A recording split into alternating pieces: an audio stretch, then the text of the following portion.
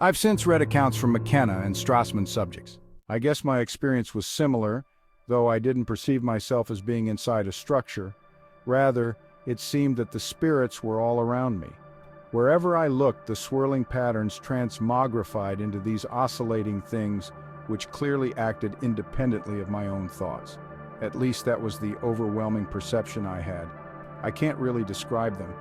They were infinite in their complexity. I can see why people are convinced that they are entities separate from their own minds. It's inconceivable that anyone can imagine such, I don't know what you'd call them or it. Anyway, I was there, wherever the hell it was. And all of a sudden, each one of my fingers was connected to a spirit. Here's where it gets really strange. There were thousands of them near me now, and millions in the distance. Though if I looked at the distant ones, they zoomed up close. So, next thing I know, each hand has thousands of fingers. I had complete control over each one. Like we can move our left index finger, I could control left finger 40,624. It was like I was a conductor. They were dancing and flying around in accordance with what I did with my super hands.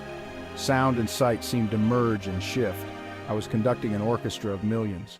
My final memory is being in absolute nothingness except for one spirit.